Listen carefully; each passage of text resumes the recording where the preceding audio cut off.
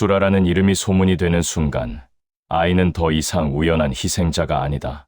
사냥꾼들은 사냥감을 줬고 사냥감은 자신을 노리는 눈을 살피며 역으로 칼을 들기 시작한다. 오늘의 이야기를 시작하겠습니다. 강호의 협과 의리를 지키려면 구독과 좋아요는 필수.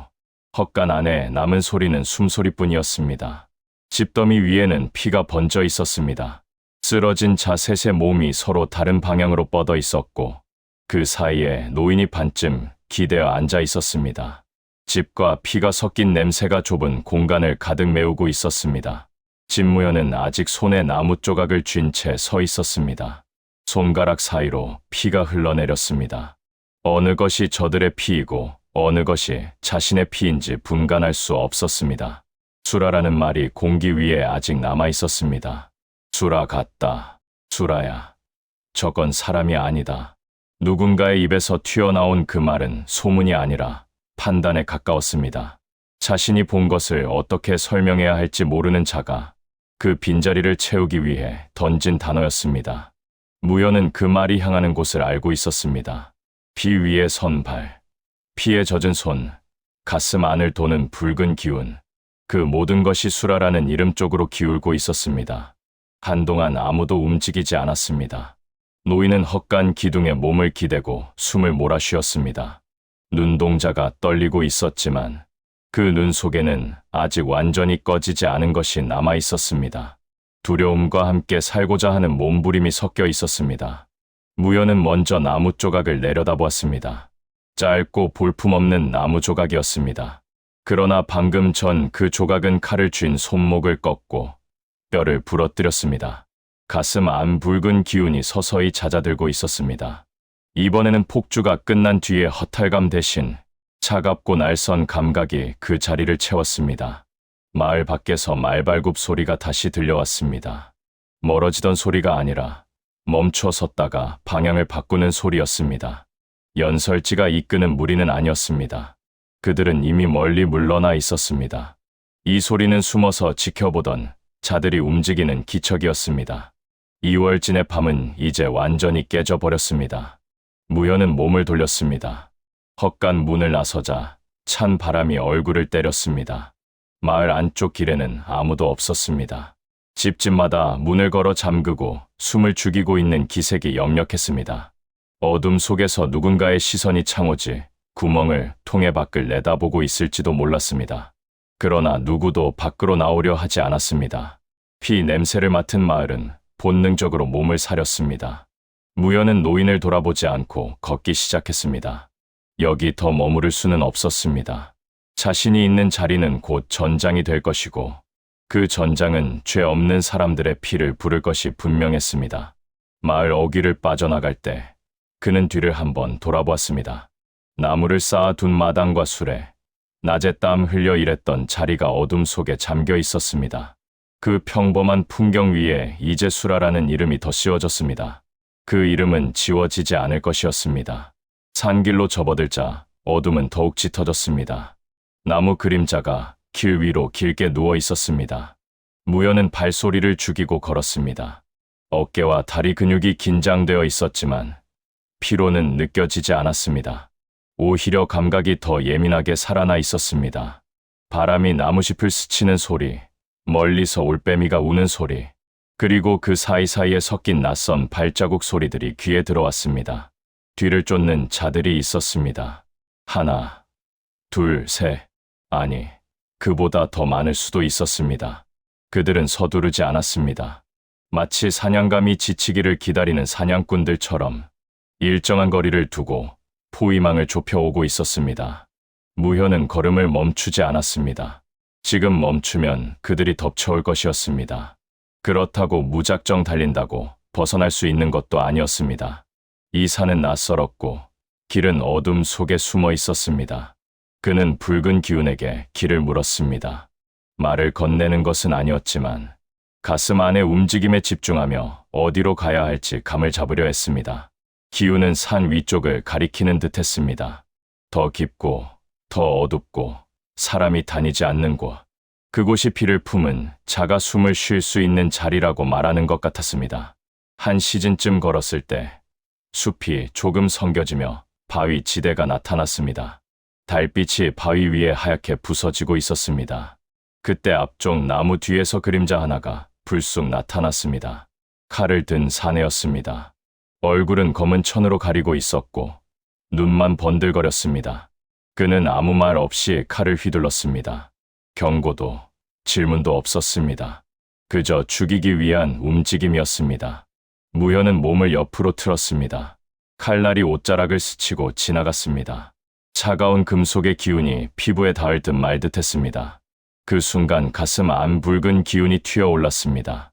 생각할 겨를도 없이 발이 나갔습니다. 상대의 무릎 옆을 차는 동시에 몸을 낮추어 품으로 파고들었습니다. 손이 상대의 명치를 향해 뻗어나갔습니다.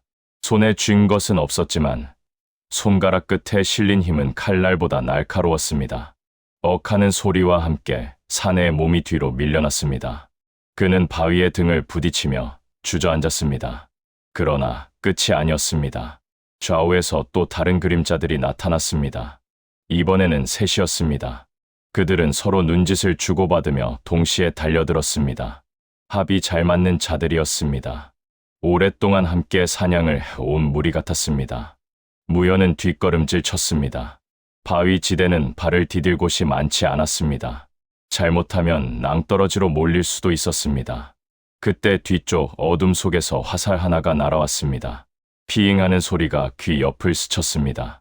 화살은 무현을 겨냥한 것이 아니었습니다. 달려들던 사내 중 하나의 어깨에 꽂혔습니다. 비명과 함께 사내가 쓰러졌습니다. 나머지 둘이 멈칫하며 화살이 날아온 쪽을 돌아보았습니다. 누구냐? 그들 중 하나가 외쳤습니다. 어둠 속에서 낮은 웃음소리가 들려왔습니다. 사람을 비웃는 듯하면서도 어딘가 건조한 웃음이었습니다. 나무 위에서 그림자 하나가 툭 떨어졌습니다. 가벼운 착지였습니다. 그는 무현과 추적자들 사이에 섰습니다. 허름한 옷차림에 헝클어진 머리, 허리에는 낡은 도끼 하나를 차고 있었습니다. 무인이라기보다는 산적이나 낭인에 가까워 보이는 행색이었습니다. 그러나 그가 서 있는 자세는 빈틈이 없었습니다. 내 산에서 사냥을 하려면 허락을 받아야지. 그 사내가 말했습니다. 목소리는 굵고 거칠었습니다. 이 놈은 내 밥이다. 남의 밥상에 숟가락 얹지 말고 꺼져라. 추적자들은 잠시 서로를 쳐다보았습니다. 상대가 누구인지 가늠하려는 눈치였습니다. 그러나 그들은 물러서지 않았습니다. 숫자에서 앞선다는 믿음 때문이었습니다. 둘이 동시에 그 사내를 향해 덤벼들었습니다.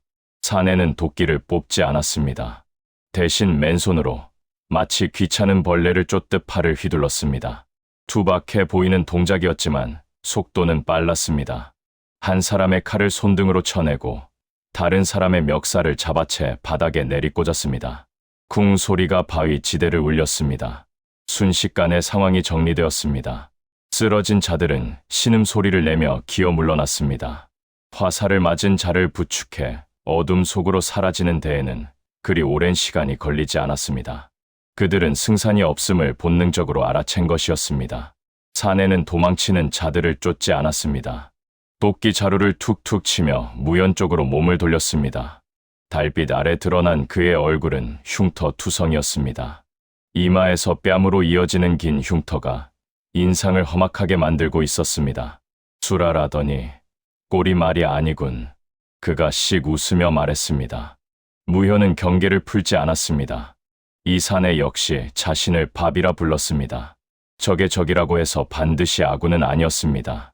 누구시오? 무현이 낮게 물었습니다. 이 산 주인이다. 물론 관아 놈들은 산적이라 부르지만 사내는 어깨를 으쓱했습니다. 이름은 광희라고 한다. 흑풍채 두목이지. 흑풍채. 이 근방산을 주름잡는 산채 이름이었습니다. 장터에서 얼핏 들은 적이 있는 이름이었습니다. 관군도 함부로 건드리지 못한다는 꽤 규모가 큰 무리라고 했습니다. 너를 데려오라는 말이 돌더구나. 산채로 잡으면 값이 꽤 나간다지. 광희가 무연을 위아래로 훑어보았습니다. 눈빛에 탐욕이 서려 있는지 살피려 했으나 의외로 그의 눈은 맑았습니다. 돈을 쫓는 자의 눈이라기보다는 재미있는 구경거리를 찾은 아이의 눈 같았습니다. 그래서 나를 잡으러 온 거요? 무연히 묻자 광희는 고개를 저었습니다. 잡아서 뭐하게. 관아 놈들한테 넘겨주면 내 꼴만 우스워지지. 나는 그냥 내 놈이 궁금했다. 애 하나가 나루터를 뒤집고 마을을 피칠갑으로 만들었다는데 어떤 놈인지 얼굴이나 좀 보자 싶어서.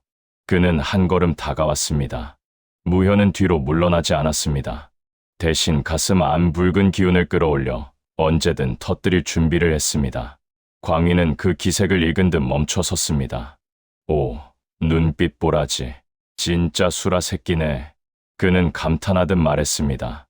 야, 꼬마야, 갈 데 없지. 이 산 바닥 좁다. 저놈들 말고도 냄새 맡고 오는 놈들 세고 셌어. 혼자서 다 상대하다간 뼈도 못 추린다. 상관없소. 무연은 짧게 대답했습니다. 상관없기는. 배도 고프고 잠도 못 잤을 텐데. 광희는 품에서 말린 고기 한 덩이를 꺼내 던졌습니다. 무연은 그것을 받지 않고 바닥에 떨어지게 두었습니다. 독 안 들었다. 먹고 죽을 거면 내가 아까 칼빵을 놨겠지. 광희는 혀를 찼습니다. 우리 산채로 와라. 숨겨주마. 그 제안은 뜻밖이었습니다. 산적 두목이 쫓기는 자를, 그것도 수라라 불리는 위험한 자를 숨겨주겠다니. 이유가 뭐요? 무현은 의심을 거두지 않았습니다. 이유, 심심해서. 그리고 관아 놈들이 엿먹는 꼴이 보고 싶어서. 무엇보다 내 놈 눈빛이 마음에 들어서. 광희는 껄껄 웃었습니다. 이 산에서 살아남으려면 미친놈이 되거나 미친놈 편에 서거나 둘 중 하나다. 나는 후자를 택하련다. 그는 몸을 돌려 숲 쪽으로 걸어갔습니다. 올 테면 오고 말 테면 말아라. 단 여기서 혼자 버티다 죽으면 시체는 내가 수거해 가마. 값은 받아야 하니까. 그의 뒷모습이 어둠 속으로 천천히 사라졌습니다. 무연은 그 자리에 서서 한참을 고민했습니다. 바닥에 떨어진 말린 고기를 내려다보았습니다. 배 속에서 꼬르륵 소리가 났습니다. 붉은 기운만으로는 허기를 채울 수 없었습니다. 선택지는 많지 않았습니다. 혼자서 끝없이 밀려오는 사냥꾼들을 상대하다 지쳐 쓰러지거나 아니면 저 이상한 산적의 굴로 들어가 잠시 몸을 숨기거나 어느 쪽도 안전하지는 않았습니다. 그러나 적어도 산적의 굴에는 밥과 숨을 곳이 있다는 사실이 발기를 잡았습니다. 무연은 바닥에 고기를 집어들었습니다. 긁을 툭툭 털어내고 한 입 베어 물었습니다. 질기고 짠 맛이 입안에 퍼졌습니다. 그 맛이 이상하게도 살아있다는 실감을 주었습니다. 그는 광희가 사라진 방향을 향해 걸음을 옮겼습니다. 어둠 속 숲길은 깊고 험했습니다.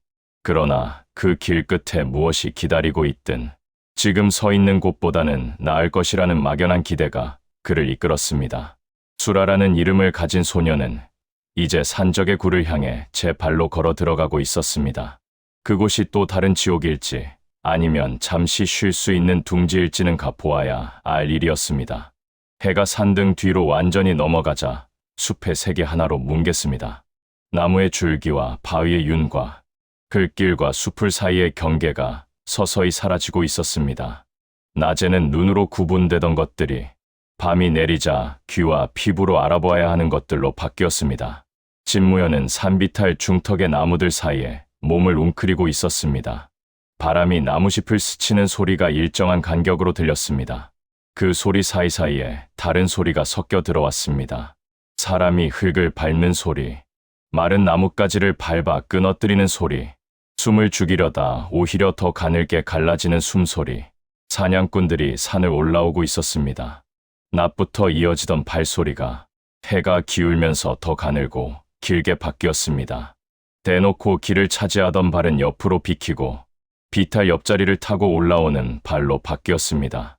직선으로 올라가는 대신 둥글게 산허리를 감싸며 틈을 줄이는 움직임이었습니다. 무현은 산을 내려가지 않았습니다. 이월진을 떠날 때부터 알고 있었습니다. 평지로 내려가면 말이 먼저 따라붙을 것이었습니다. 강 쪽으로 다시 꺾으면 이미 깔린 그물의 정면으로 몸을 밀어넣는 것이었습니다. 그래서 그는 산 쪽을 택했습니다. 나무와 바위, 그림자와 바람이 있는 자리였습니다. 사냥꾼들은 산을 싫어한다는 말이 있었습니다. 발을 헛디디면 계곡으로 굴러 떨어지고 시야가 트어지면 자신들끼리 서로를 찌를 수도 있는 자리였기 때문입니다. 그래서 이런 곳에서는 더 조심스럽게 움직였습니다. 조심스러움은 느려짐을 뜻했습니다. 무현은 그 느려진 틈을 느끼고 있었습니다. 가슴 안 붉은 기운이 심장 주위를 천천히 돌고 있었습니다. 피가 빠르게 치솟을 때의 뜨거운 열기와는 다른 서늘한 긴장감이 몸 안을 훑었습니다. 산 아래에서 사냥꾼들의 발소리가 어디쯤 있는지, 어느 나무를 지나고 있는지 귀로 짚어볼 수 있었습니다. 처음에 그는 숨는 쪽을 생각했습니다. 나무 뒤에 몸을 붙이고 바위 그늘을 찾아 움직임을 숨기는 방법이었습니다. 하지만 발소리가 계속 올라오는 것을 들으면서 다른 길이 떠올랐습니다. 숨는 것만으로는 길이 줄어들 뿐이라는 깨달음이었습니다. 이대로 산 위로만 올라가면 언젠가 더 이상 올라갈 곳이 없어질 것이었습니다. 산등을 넘어 다른 산으로 넘어가더라도 쫓는 발과 피의 냄새는 계속 따라붙을 것이었습니다. 사냥감이 계속 달아나는 동안 사냥은 끝나지 않습니다. 언젠가는 방향을 바꿔야 했습니다. 무현은 숨을 길게 들이마셨다가 천천히 내쉬었습니다. 백년문에서 익힌 호흡법이었습니다. 목과 어깨, 가슴과 단전까지 숨이 내려갔다가 올라오는 길을 가만히 따라갔습니다.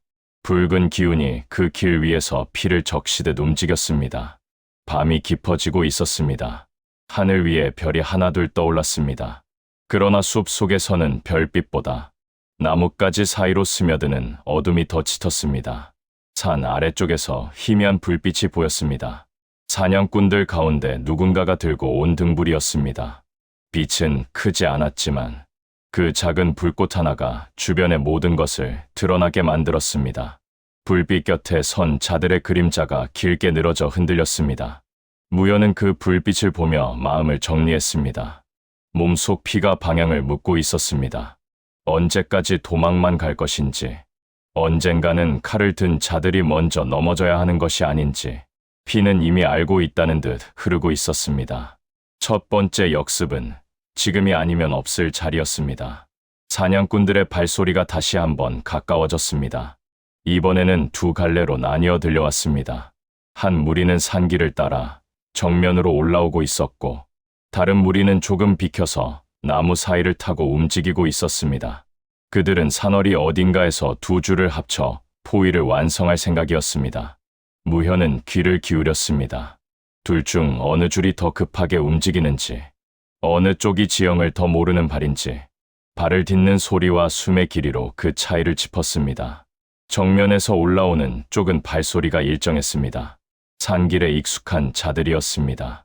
옆길에서 나무 사이를 타고 오는 쪽은 발밑을 확인하는 소리가 자주 섞였습니다. 낙엽을 걷어내고 돌을 확인하고 가지를 들어올리는 작은 소리들이 따라 붙었습니다. 무현은 옆길을 택했습니다. 첫 번째 역습은 가장 서툰 자리에서 시작하는 것이 좋았습니다. 그는 몸을 나무 뒤 그림자 속으로 더 깊이 밀어 넣었습니다. 손으로 나무의 거친 껍질을 더듬었습니다. 거친 결이 손바닥에 전달되었습니다. 나무가 어떤 방향으로 기울어져 있고 그 옆에 어떤 바위가 붙어 있는지 손끝으로 먼저 길을 그렸습니다. 조금 뒤 나무잎이 미세하게 흔들리는 소리가 들렸습니다. 사냥꾼 가운데 한 사람이 나무 사이를 헤치며 올라오고 있었습니다. 그의 발은 조심스럽게 움직였지만 익숙하지 않은 산의 리듬은 숨 속에 고스란히 드러나 있었습니다. 숨을 참으려 할수록 어깨가 더 크게 오르내렸습니다. 무현은 그 발이 어느 지점에 닿는지 귀로 세었습니다. 하나, 둘, 셋, 넷. 흙이 살짝 미끄러지는 소리. 다섯 번째 발이 앞으로 나올 즈음 그가 올리던 무릎이 잠시 멈추었습니다. 나무줄기와 바위 사이에 생긴 어둠 속에서 또 다른 기척이 그를 맞이하고 있었습니다. 무현은 나무에서 몸을 뗐습니다. 발을 반걸음 내디뎠습니다. 그 한 걸음은 조용했지만 동시에 모든 것을 움직이게 하는 걸음이었습니다. 사냥꾼의 어깨가 바싹 다가왔습니다. 등 뒤로 메고 있던 무기와 허리에 찬 칼의 무게가 손에 잡힐 만큼 가까워졌습니다. 무현의 손이 내려갔습니다. 칼자루를 잡지 않았습니다. 그 대신 사냥꾼의 발목을 먼저 짚었습니다. 낙엽 아래 숨은 작은 돌기 하나를 따라 손을 움직였습니다. 그 지점에 사냥꾼의 발이 올라서 있는 것을 확인했습니다. 그는 발목 뒤를 가볍게 쳤습니다. 작은 동작이었습니다. 그러나 산길에서 균형을 잃는 순간은 작고도 결정적이었습니다. 사냥꾼의 몸이 앞으로 쏠렸습니다. 나뭇가지와 바위를 붙잡으려 팔을 뻗었지만 이미 무게중심은 앞으로 넘어가고 있었습니다. 그 순간 무연의 다른 손이 어깨를 밀었습니다. 밀어낸 힘은 크지 않았습니다. 그러나 비탈에서는 작은 힘 하나가 긴 거리를 만듭니다. 사냥꾼의 몸이 평평한 길에서라면 한 걸음 비틀거릴 정도의 힘으로 산비탈에서는 굴러떨어지는 시작점이 되었습니다. 몸이 한번 돌아갔습니다. 돌과 뿌리에 부딪히는 둔탁한 소리가 이어졌습니다.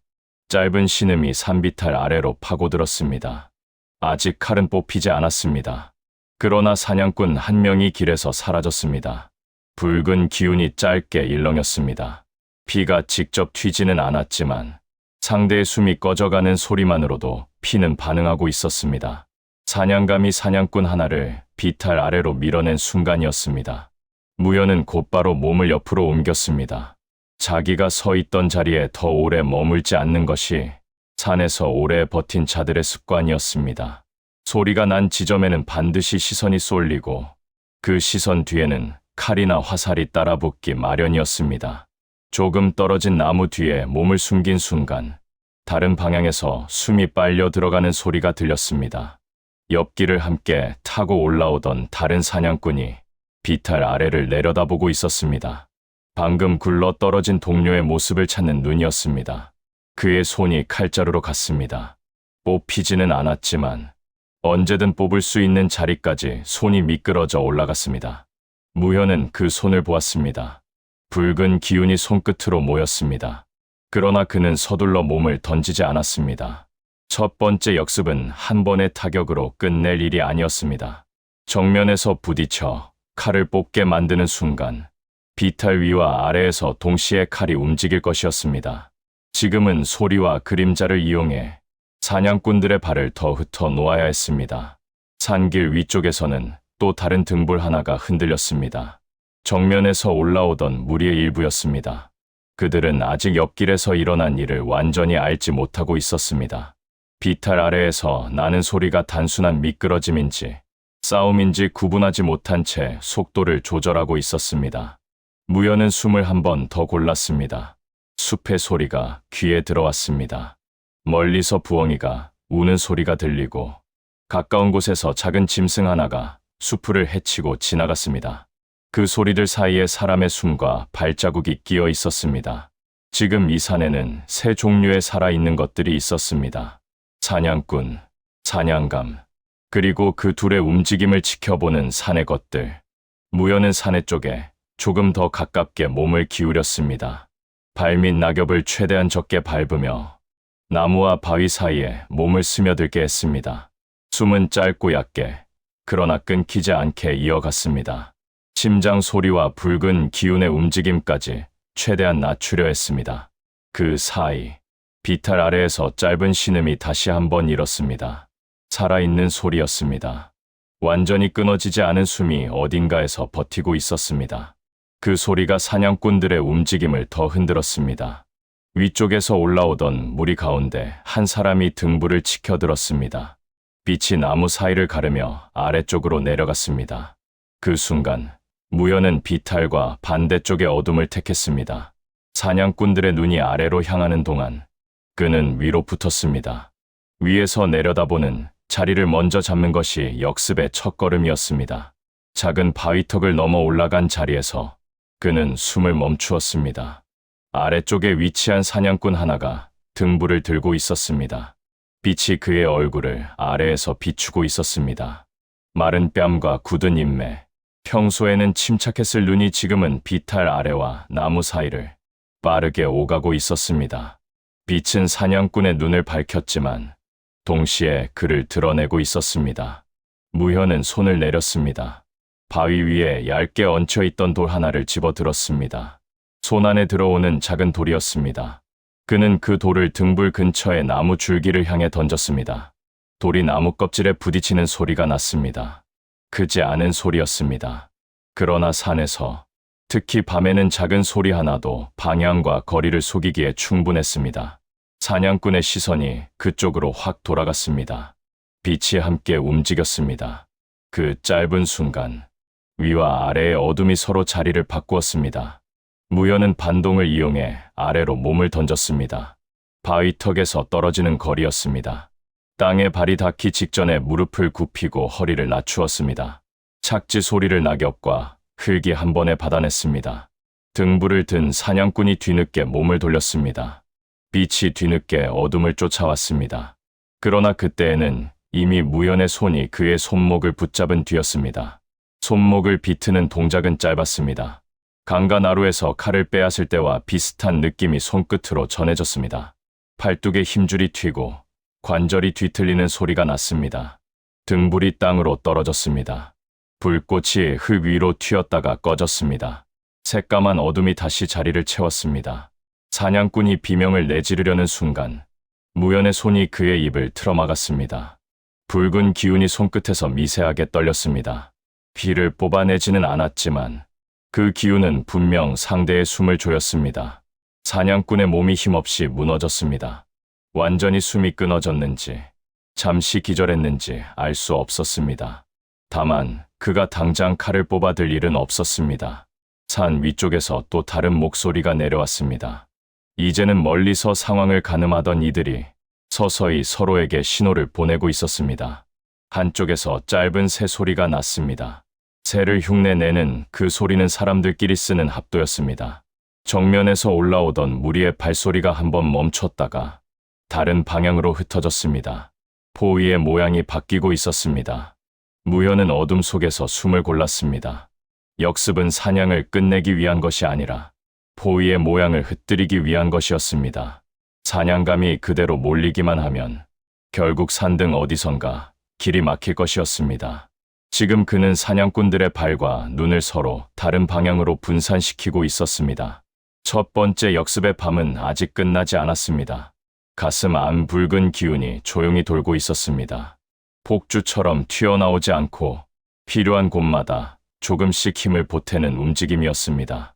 피는 여전히 위험한 것이었지만 그 위험이 조금씩 무기가 되어가고 있었습니다. 산 위에서는 여전히 사냥꾼들의 발이 오가고 있었습니다. 그러나 그들 가운데 몇은 이미 알지 못하는 공포를 느끼기 시작했습니다. 사냥꾼의 자리에 서 있던 자신들이 언제 사냥감의 자리에 서게 될지 모른다는 불안이었습니다. 첫 번째 역습의 밤, 진무현은 여전히 도망치는 몸이었지만 그 도망이 단순한 도주가 아니라 누군가의 발목을 묶는 길이 될 수 있다는 것을 깨닫고 있었습니다. 산 위의 밤이 조금씩 옅어졌습니다.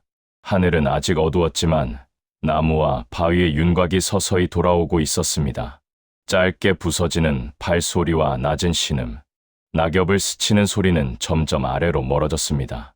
첫 번째 역습의 밤이 끝나갈 무렵 진무현의 숨도 거칠게 가라앉고 있었습니다.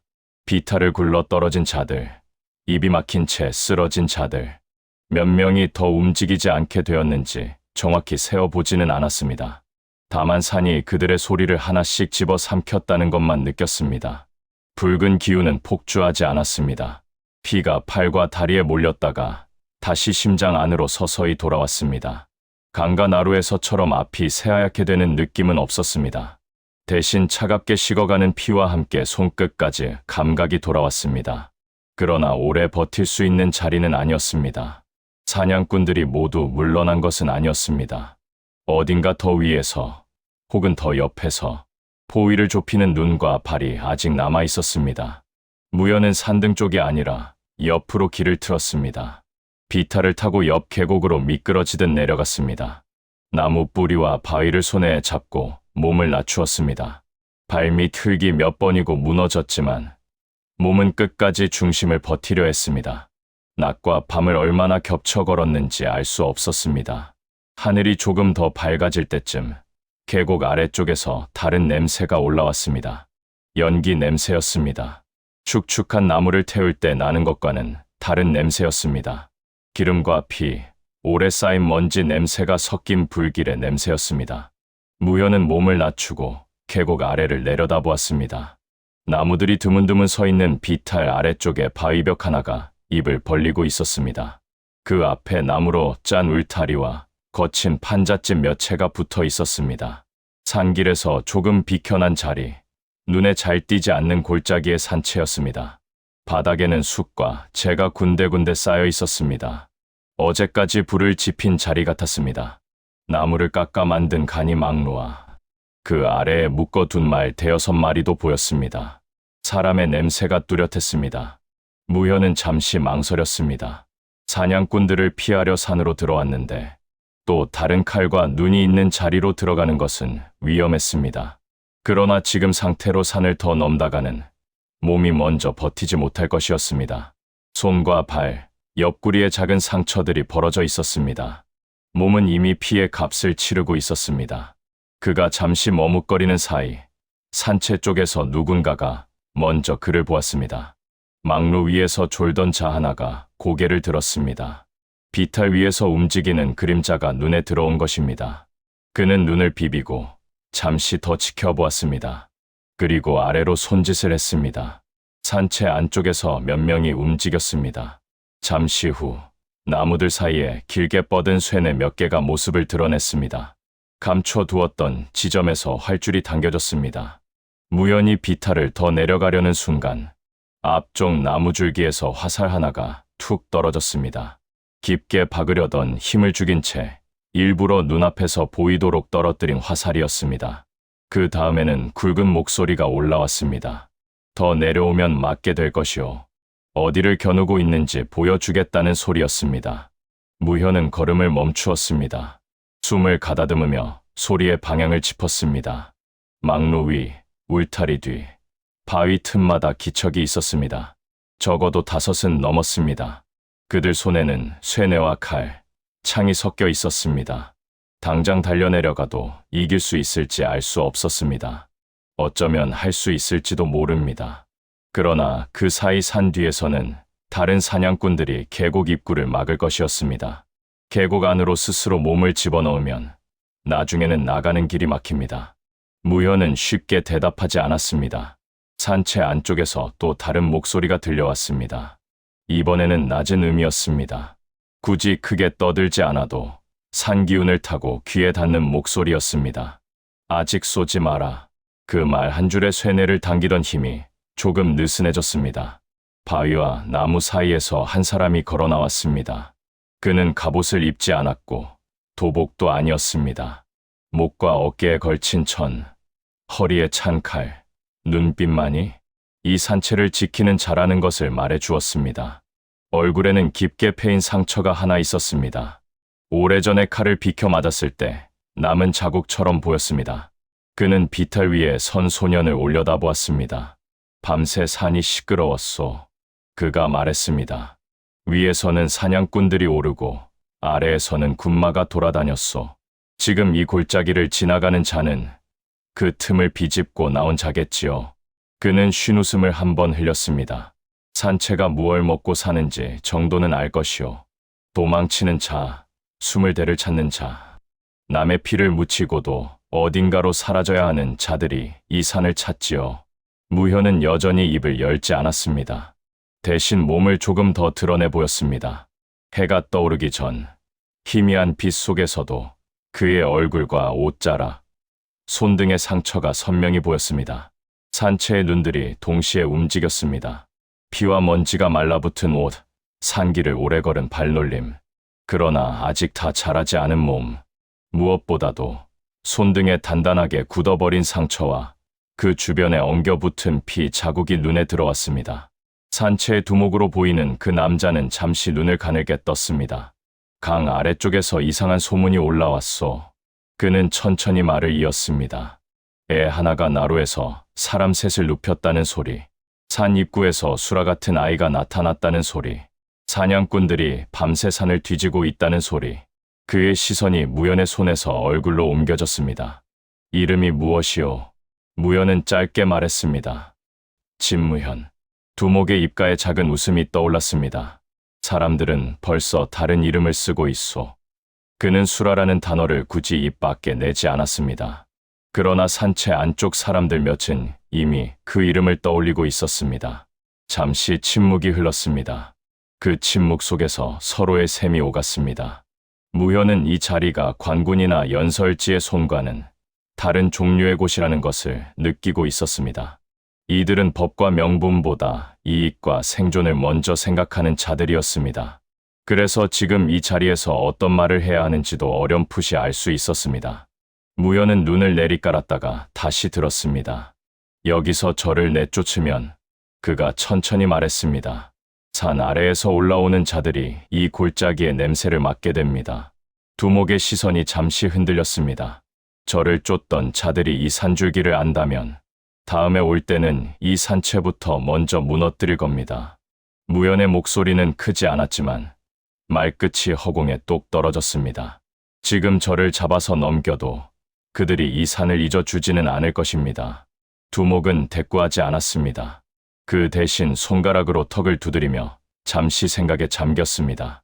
그의 옆에서 몇 사람이 낮은 목소리로 무언가를 속삭였습니다. 잡아 넘겨 돈을 받자는 소리와 괜히 엮이지 말자는 소리가 섞여 있는 듯했습니다. 잠시 후 두목은 시선을 다시 비탈 위로 올렸습니다. 그래서 그가 입꼬리를 올리며 말했습니다. 이 산채에 무엇을 주겠소?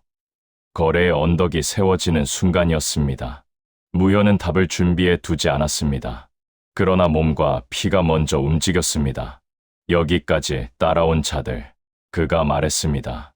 그 자들이 이 산을 밟게 된다면 그 피는 제가 받겠습니다. 그 말에는 명분도 그럴듯한 포장도 없었습니다. 달리 줄 수 있는 것이 없기 때문이었습니다. 지금 그에게 남은 것은 쫓아오는 자들을 쓰러뜨리는 피뿐이었습니다. 두목의 눈빛이 조금 더 깊어졌습니다. 사냥꾼들의 피를 대신 받아주겠다는 말이오. 그는 그렇게 정리했습니다. 대신 우리는 이 산에서 눈과 귀를 빌려주지요. 산길을 가리는 안개와 나무, 바위와 사람들을 빌려주지요. 네, 피가 이 산채에 손해를 끼치지 않는 한 그는 마지막 말을 짚어 주듯 뱉었습니다. 그 사이 산 아래에서 낮은 나팔 소리가 들려왔습니다. 짧고 날카로운 음이었습니다. 사냥꾼들 가운데 누군가가 합도 신호를 올린 것입니다. 이 골짜기 근처까지 올라왔다는 뜻이기도 했습니다. 두목은 그 소리를 들으며 고개를 끄덕였습니다. 결정이 늦어지면 누가 이득을 보는지 우리도 압니다. 그가 말했습니다. 그는 손을 들어 쇠뇌를 겨누던 자들에게 신호를 보냈습니다. 팽팽하던 활줄이 조금씩 풀렸습니다. 내려오시오. 두목이 비탈 위의 소년에게 말했습니다. 이 산채에서 나가는 길을 우리가 정하겠소. 그 대신 오늘 이 골짜기를 밟는 피는 내가 받으시오. 피로 맺어진 거래였습니다. 무현은 그 말의 무게를 알고 있었습니다. 산채의 보호를 받는 대신 이 산을 향해 오는 칼들을 먼저 쓰러뜨려야 했습니다.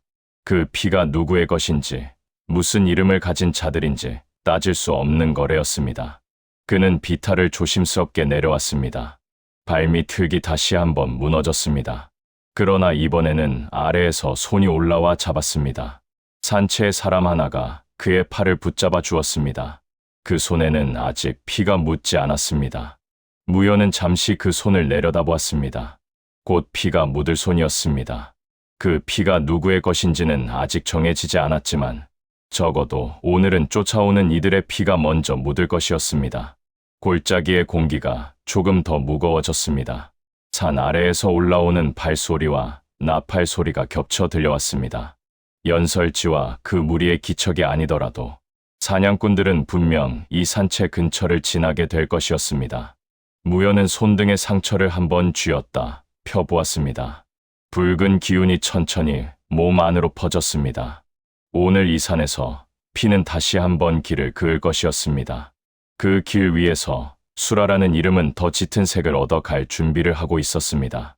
골짜기를 감싸던 안개는 오전 내내 거칠 생각을 하지 않았습니다. 산줄기 사이로 기어오른 흰 기운이 바위와 나무줄기 사이를 뒤엉키며 내려앉아 있었습니다.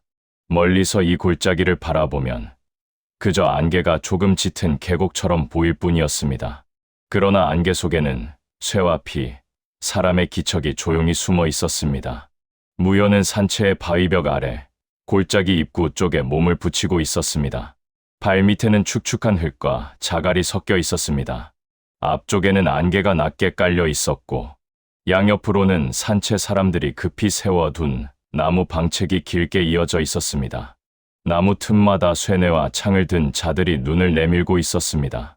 산채의 두목은 자신을 남쪽 골짜기에서 올라온 자라고 소개했을 뿐 이름을 말하지 않았습니다. 대신 사람들은 그를 그냥 두목이라 불렀습니다.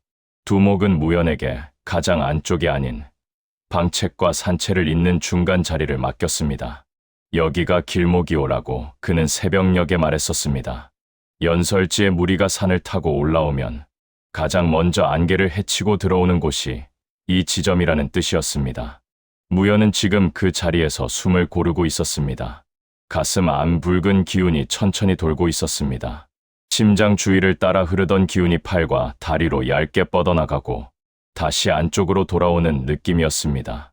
강가에서처럼 거칠게 폭주하지 않도록 그는 일부러 호흡을 길고 깊게 가져갔습니다. 안개 뒤쪽에서 산채 사람들의 속삭임이 가끔 새어나왔습니다. 이름 모를 도망자와 피로 거래를 맺었다는 사실을 모두가 한 번씩 떠올리고 있었습니다. 골짜기를 향해 오는 칼과 발자국을 대신 받아주겠다는 약속, 그 피를 대신 묻히겠다는 말, 그 약속이 진짜인지, 그 피가 이 산채에 이득이 될지 아직 누구도 모르는 일이었습니다. 해가 더 올라갔지만 안개는 쉽게 걷히지 않았습니다. 그때 골짜기 아래쪽에서 낮은 나팔 소리가 들려왔습니다. 짧게 3번 이어지는 소리였습니다. 산을 타는 자들이 서로의 위치를 알릴 때 쓰는 소리였습니다. 이어지는 것은 침묵이 아니라 규칙적인 발소리였습니다. 보이지 않는 바위 아래에서 사람의 발이 흙을 밟고 있었습니다. 한 줄로 길게 늘어서 올라오는 발이 아니라 여러 갈래로 흩어져 산줄기를 타고 오르는 발이었습니다. 위에서 내려다보는 자가 있다면 지금 이 골짜기 안으로 서서히 그물이 좁혀지고 있다는 것을 알 수 있을 것이었습니다. 산채의 두목이 방책 안쪽에서 손을 들었습니다. 그 손짓 하나로 쇠뇌를 당기던 팔들이 조금 더 긴장했습니다. 나무 뒤에 숨어 있던 자들의 숨이 길게 이어졌습니다. 무연의 귀에도 그 숨이 들렸습니다. 쇠뇌줄이 미세하게 떨리는 소리, 창끝을 돌 위에 가볍게 붙여두었다가 떼는 소리, 모두가 기다리고 있었습니다. 안개 속에서 그림자들이 모습을 드러냈습니다. 먼저 흙을 밟는 발이 보였습니다. 그 위로 다리와 허리, 갑옷과 검집, 그리고 얼굴이 나타났습니다. 연설지가 보낸 추적대 가운데 일부였습니다. 그들은 골짜기 안쪽의 풍경을 한번 훑었습니다. 바위벽과 판잣집 몇 채, 울타리와 말 몇 필, 겉으로 보기에는 목재를 모아두고 숨어 사는 산사람들의 거처처럼 보였습니다. 앞줄에 선 자 하나가 코를 찡그렸습니다. 안개 너머에서 피의 냄새가 희미하게 느껴지고 있었습니다. 그 냄새는 아직 흘러내린 피가 아니라 어제와 그제까지 이 골짜기를 지나간 자들의 흔적이 섞인 냄새였습니다. 사냥꾼들은 피 냄새를 잘 알고 있었습니다. 그러나 이 냄새에는 다른 것이 섞여 있었습니다. 강가 나루에서 맡았던 오래 쌓였다가 한 번에 터져 나온 피의 냄새였습니다. 그들 가운데 일부는 그 냄새를 이미 알고 있었습니다. 연설지에게서 들은 이야기가 머릿속에 떠올랐습니다. 애가 아니라 피일지도 모른다는 말과 함께 들었던 보고. 그래서 그들은 안개 속 골짜기를 선뜻 밟지 못했습니다. 앞줄에 선 자가 잠시 멈추어서 뒤를 돌아보았습니다. 뒤쪽에서 걸어 올라오던 이들이 눈으로 질문을 끝냈습니다. 그때 골짜기 안쪽에서 다른 소리가 섞였습니다. 쇠뇌의 활줄이 떨리며 내는 가벼운 울림, 그리고 그 울림 뒤를 따라 날아오는 쇠촉의 숨. 첫 번째 화살은 일부러 빗맞게 날아갔습니다. 그 화살은 사냥꾼들의 발 바로 앞 흙바닥에 깊게 박혔습니다. 진흙이 튀었고 돌멩이 하나가 튕겨나갔습니다. 두 번째 화살은 앞줄에 선 자의 어깨 옆 나무줄기를 꽂고 지나갔습니다. 사냥꾼들의 몸이 동시에 움찔했습니다. 뒤에서 올라오던 자들이 한 걸음씩 멈추었습니다. 갑옷이 부딪히는 소리와 방패를 앞으로 끌어오는 소리가 이어졌습니다. 그때 골짜기 안쪽에서 두목의 목소리가 낮게 흘러나왔습니다. 그는 이름을 밝히지 않은 채 이 골짜기가 관의 길이 아니라 산의 길이라는 뜻을 전했습니다. 여기서 사람을 찾고 피를 뒤집어 쓰려 한다면 먼저 이 산채를 지나야 한다는 말도 덧붙였습니다. 말끝에서 쇠뇌줄이 다시 당겨졌습니다. 이번에는 겨냥이 달랐습니다. 첫 줄에 서 있던 사냥꾼 하나의 허벅지를 관통한 화살이 튀어나왔습니다. 비명과 함께 몸이 비틀어졌습니다. 그 옆에 서 있던 자들이 급히 팔을 붙잡아 세웠습니다. 골짜기 안쪽에서는 무연히 움직일 시간을 기다리고 있었습니다. 그는 방책과 산채 사이의 좁은 통로에서 몸을 낮추고 있었습니다. 사냥꾼들의 시선이 방금 화살이 날아온 자리로 쏠려 있는 동안 옆에서 돌아들어갈 틈을 찾고 있었습니다. 붉은 기운이 손끝과 발끝으로 번졌습니다. 피가 몸 안에서 얇게 흔들리는 것이 느껴졌습니다. 이 기운이 폭주로 변하지 않도록 그는 의도적으로 한순간씩 숨을 나누어 쉬었습니다. 눈앞에 보이는 것은 안개 사이를 지나오는 발과 다리, 허리와 검자루뿐이었습니다. 그는 자신이 어떤 자리를 맡았는지 알고 있었습니다. 쇠뇌와 창으로 앞줄을 흔드는 것은 산채 사람들의 몫이었습니다. 방책을 피해 옆길로 들어오는 자들, 안개를 헤치고 더 깊이 들어오는 자들을 받아내는 것이 자신의 몫이었습니다. 사냥꾼들은 머뭇거리지 않았습니다. 앞줄에서 사람이 쓰러지자 뒤쪽에서 두세 명이 곧바로 앞으로 나섰습니다. 방패를 앞세우고 쇠뇌 화살을 막아내려는 움직임이었습니다. 그들은 골짜기가 산채라는 사실을 이미 알고 있었습니다. 이곳을 지나야 하는 일이 자신들의 임무라는 것도 알고 있었습니다. 무연은 그 움직임을 기다리고 있었습니다. 골짜기 안쪽으로 한 걸음, 두 걸음, 세 걸음. 사냥꾼들의 발이 안개 안에 더 깊이 잠길수록 위에서 내려다보는 무연의 눈에는 그들의 길이 더 분명하게 보였습니다. 그는 방책의 틈 사이로 몸을 빼냈습니다. 나무와 바위 사이를 타고 골짜기 옆길로 미끄러졌습니다. 이 길은 산채 사람들만 알고 있는 좁은 통로였습니다. 바위를 반쯤 깎아 만든 비탈길. 한 사람이 겨우 몸을 비껴 지나갈 수 있는 자리. 그 길을 빠져나오자 사냥꾼들의 옆모습이 보였습니다. 앞에서는 방패를 든 자들이 쇠뇌를 막고 있었고 그 뒤에서는 창과 칼을 든 자들이 틈을 노리고 있었습니다. 그들의 시선은 모두 앞을 향해 있었습니다. 옆에서 누가 다가오는지 보지 못했습니다. 무연은 숨을 한 번 골랐습니다. 그리고 발을 내디뎠습니다. 첫 걸음은 조용했습니다. 두 번째 걸음은 짧았습니다. 세 번째 걸음에서 붉은 기운이 다리와 허리에 힘을 실었습니다. 그의 몸이 안개 속을 가르며 사냥꾼의 옆으로 파고들었습니다. 손이 먼저 움직였습니다. 칼자루를 잡은 손목을 짚고 비트는 동작이었습니다. 강과 나루와 유월진에서 이미 익힌 동작이었습니다. 손목이 꺾이며 힘줄이 튀었습니다. 칼이 손에서 빠져나와 안개 속으로 떨어졌습니다. 같은 순간 무연의 다른 손이 상대의 무릎 뒤를 짧게 찼습니다. 비틀거리며 무너지는 몸이 앞에 있던 방패를 들이받았습니다. 방패를 들고 있던 자의 자세가 흐트러졌습니다. 그 틈으로 안쪽 방책에서 날아온 또 다른 쇠뇌 화살이 파고들었습니다. 방패와 갑옷 사이의 빈틈을 정확히 꿰뚫고 들어간 화살이었습니다. 비명과 욕설이 안개 속에서 뒤엉켰습니다. 사냥꾼 가운데 하나가 뒤늦게 옆을 돌아보았습니다. 안개 사이에서 움직이는 그림자가 눈에 들어왔습니다. 허름한 옷을 입은 소년 하나, 손등의 피와 상처를 함께 묻힌 자가 보였습니다. 그의 눈이 넓게 열렸습니다. 입술이 떨리며 말이 나왔습니다. 사람인지 피인지 알 수 없다는 뜻의 단어가 혀끝에서 맴돌았습니다. 그러나 말은 끝까지 나오지 못했습니다. 무연의 발이 먼저 움직였습니다. 배와 옆구리, 팔꿈치와 턱으로 이어지는 짧은 타격이 연속으로 들어갔습니다. 각 동작은 크지 않았지만 안개와 비탈길, 방패와 쇠뇌가 만들어낸 좁은 공간 안에서 치명적인 궤적을 그렸습니다.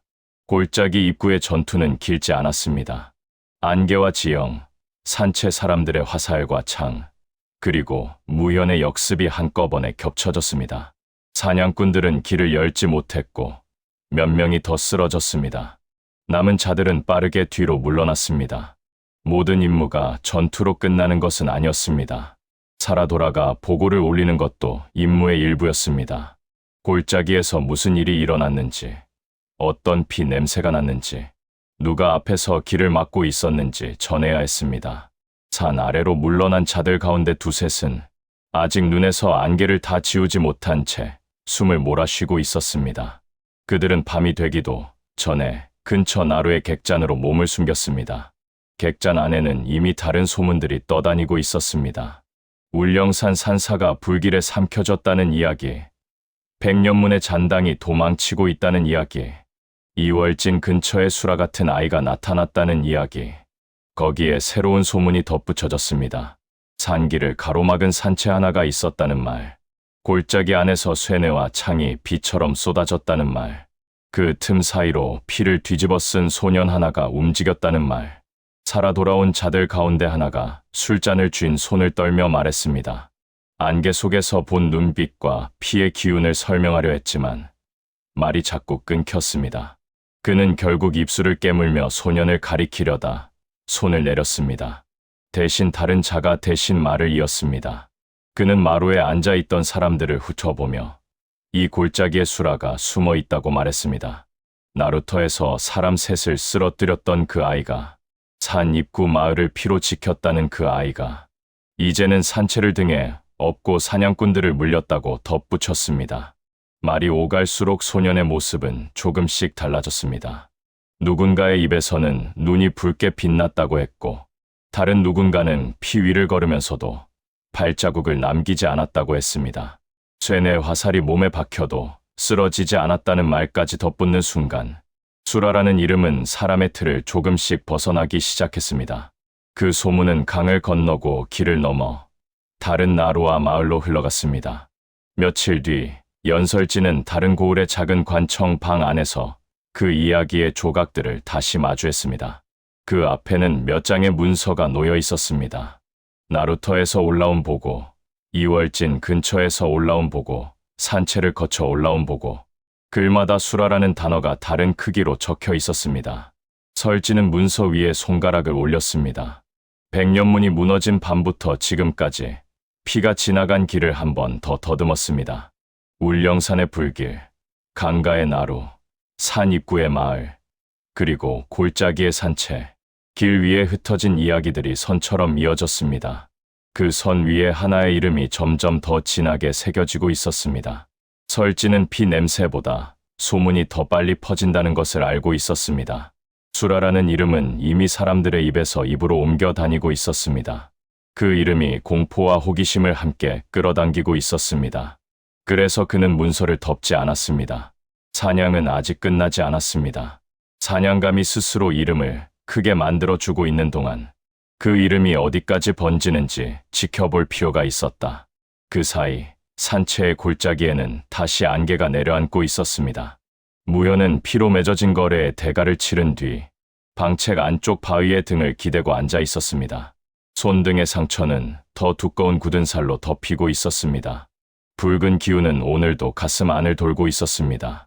안개 밖에서, 멀리서 수라라는 이름을 부르는 입들이 하나씩 늘어나는 동안 그 이름의 주인은 여전히 산 속에서 숨을 고르고 있었습니다. 골짜기 위로 걸쳐있던 안개가 조금씩 찢어지고 있었습니다. 아침 햇빛이 산줄기 사이로 스며들면서 긴 기운은 바위와 나무줄기 틈으로 흩어졌습니다. 안개가 걷히자 골짜기 바닥에 남은 것들이 드러났습니다. 피가 스며든 흘, 부러진 창과 떨어진 화살, 뒤엉킨 발자국.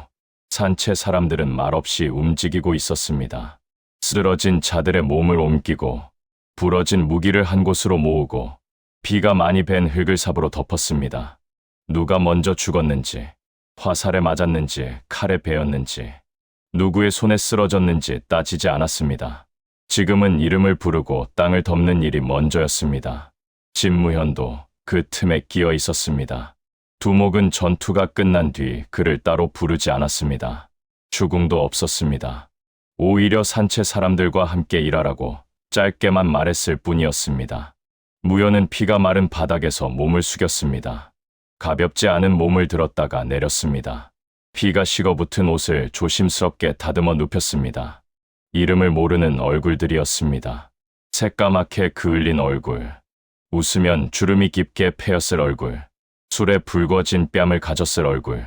피는 자신이 쏟은 것도 있었고 산채가 스스로 받아낸 것도 있었습니다. 붉은 기운은 조용했습니다. 전투가 끝난 뒤부터 피는 가슴 안으로 깊이 내려가 있었습니다. 손과 발에 남은 것은 무겁게 쌓인 피로뿐이었습니다.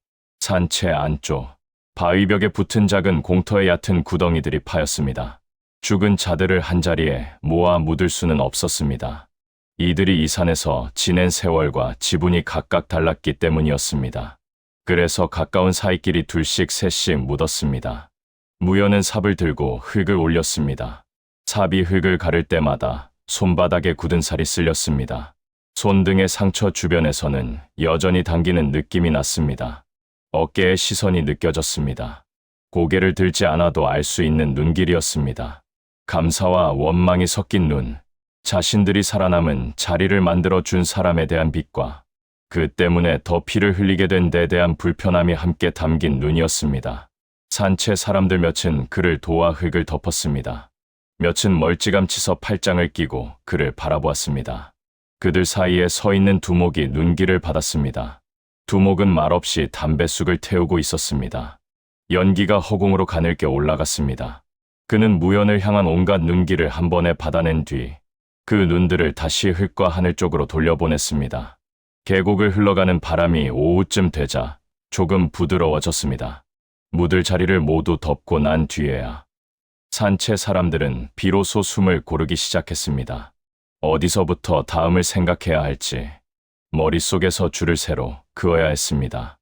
무연은 삽을 옆에 세워놓고 바위에 등을 기대었습니다. 손가락 사이에 흙이 끼어 있었습니다. 손등의 굳은 살 사이로 피가 말라붙어 있었습니다. 그는 손을 비벼 묵은 흙을 털어냈습니다. 그때 앞에서 발소리가 멈췄습니다. 자갈이 가볍게 굴러가는 소리, 재를 밟는 소리, 누구보다도 먼저 앞으로 나서는 사람이 내는 발자국 소리였습니다.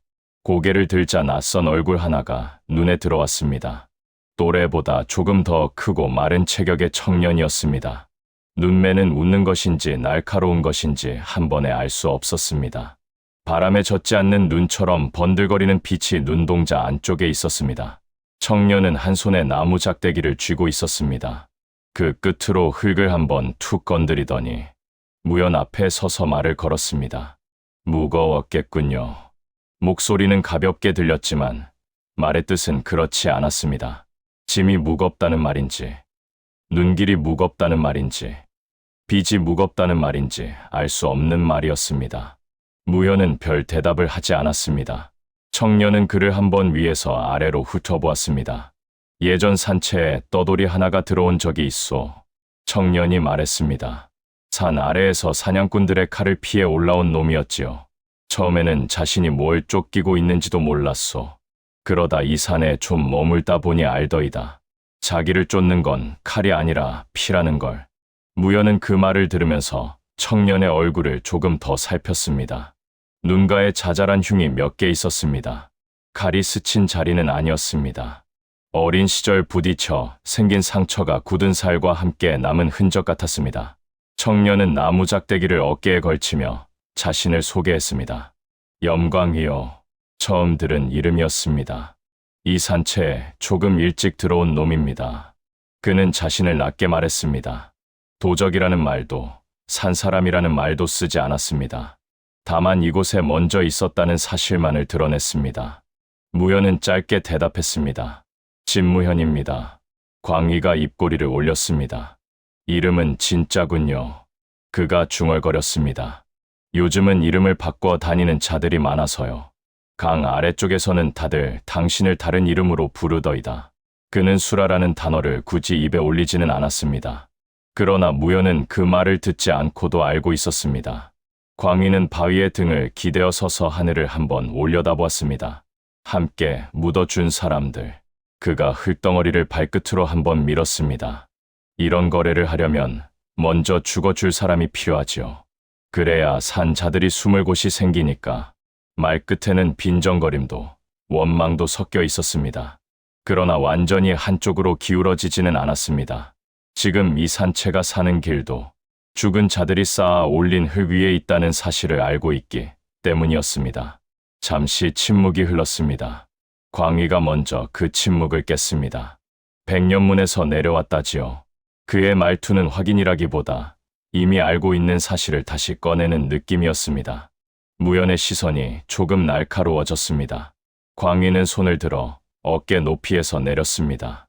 별 뜻 없다는 손짓이었습니다. 이 산채까지 올라오는 소문은 늘 늦지요. 그가 설명하듯 말했습니다. 그래도 알아야 할 것들은 알아옵니다. 어느 산사가 불에 탔는지, 어느 문파가 통째로 사라졌는지, 그 아래에서 누가 살아남았는지. 광희의 눈빛이 잠시 깊어졌습니다. 나도 비슷한 소리를 들었소. 내가 살던 동네에서도 그랬지요. 어느 날 갑자기 마을 한가운데에 깃발이 꽂혔소. 마도 잔당을 핑계로 화살과 칼이 사람들을 쓸어갔지요. 그는 손가락으로 자신의 옆구리를 한번 짚었습니다. 옷자락 안쪽에서 거친 흉터 하나가 가볍게 만져졌습니다. 벼락처럼 떨어진 화살이 스치고 지나가며 남긴 자국이었습니다. 그때 알았소. 광희가 낮게 웃었습니다. 우리가 누구를 닮았는지 말입니다. 마도든 정파든 이름만 다르지. 사람을 베는 칼은 똑같다는 걸. 그 말에는 얄궂은 냉소와 오래된 피비린내가 함께 섞여 있었습니다. 무연은 고개를 조금 숙였습니다. 백년문이 무너진 밤을 떠올렸습니다. 울령산에 깃발이 꽂히고 사찰이 불에 타고 토벌령이라는 이름 아래 칼과 창이 법처럼 휘둘리던 밤, 그때 계곡 아래에서 숨을 죽이고 있던 몸의 떨림이 다시 손끝으로 올라오는 듯했습니다. 광희는 그의 침묵을 답으로 받아들였습니다. 당신 가슴에도 비슷한 자국이 남아있겠지요? 그는 가볍게 말했습니다. 피가 뒤집힌 자리, 한 번 내려앉지 못한 자리 말입니다. 무효는 그 말에 대꾸하지 않았습니다. 그러나 가슴 안 붉은 기운이 한번 미세하게 흔들렸습니다. 광희가 말한 자리가 정확히 어디인지 그 기운은 알고 있었습니다. 광희는 나무 작대기를 다시 바닥에 세웠습니다. 두목은 그가 산채 안쪽을 흘깃 돌아보며 말했습니다. 당신을 산채 사람으로 완전히 받아들인 것도 아니고 그렇다고 내쫓을 생각도 없소. 피로 맺은 거래라고 말은 했지만 그 피가 얼마나 더 쏟아질지, 이 산채가 버틸 수 있을지 아직 모르는 것이지요. 그는 잠시 웃었습니다. 그래서 사람 하나를 붙여 놓을 생각입디다. 무연히 처음으로 그를 올려다보았습니다. 광희는 고개를 갸웃하며 스스로를 가리켰습니다. 저요. 그는 담담하게 말했습니다. 당신을 지켜보라는 뜻이요. 필요하다면 같이 싸우고, 필요하다면 대신 말해주고, 필요하다면 먼저 등을 돌리라는 뜻도 섞여 있겠지요. 말의 마지막 부분은 가볍게 던져진 것 같았지만 속에는 딱딱한 것이 박혀 있었습니다. 무연은 그 말 속에서 한 가지를 골랐습니다. 같이 싸우는 일. 그가 낮게 말했습니다. 광희가 눈을 가늘게 떴습니다.